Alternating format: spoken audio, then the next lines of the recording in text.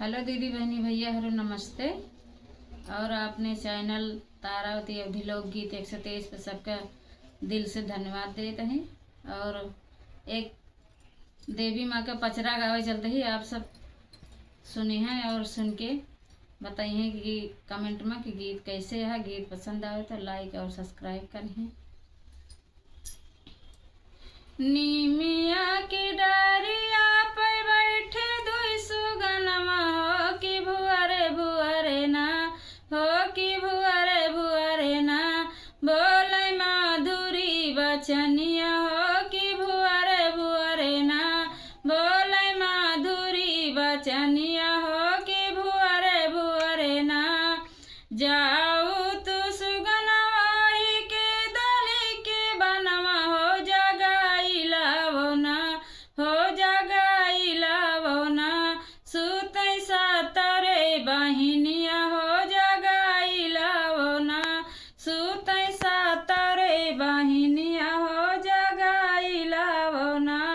सुतै सातरे बहिनिया हो जगाइला वो ना केत दिन जात लगी है केत दिन आवत हो कि काई दिन ना हो कि काई दिन ना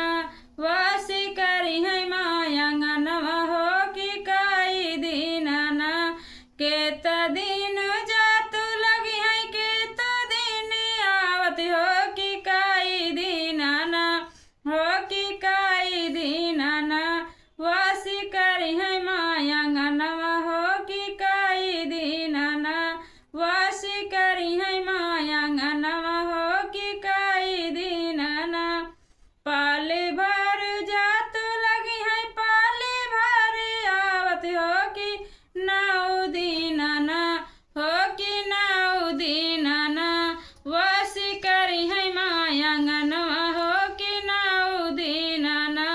वासी करी है मायंगनवा हो कि नौ दिन ना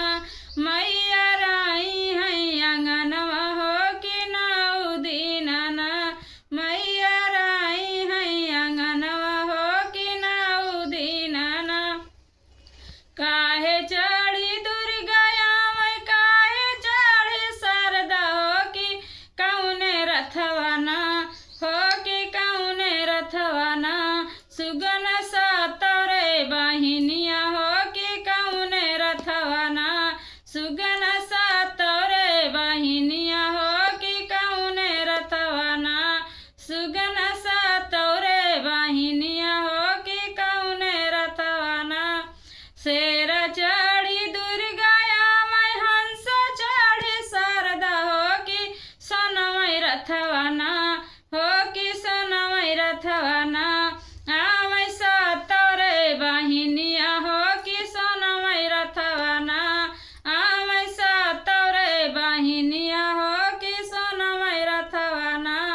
शेर चढ़ी दुर्गा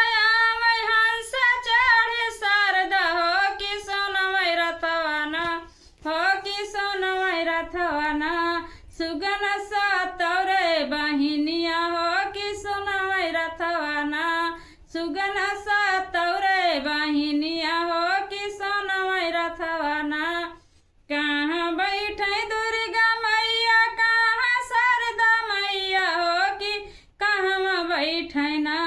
हो कि कहाँ बैठे ना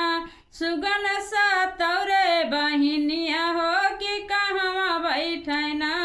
सुगन सातरे बहिनिया हो कि कहाँ बैठे ना सुगन सातरे बहिनिया हो कि कहाँ बैठे ना मंदिर बैठे दुर्गा मैया मंदिर शारदा मैया हो कि निमिया छैया ना हो कि निमिया छैया ना बैठे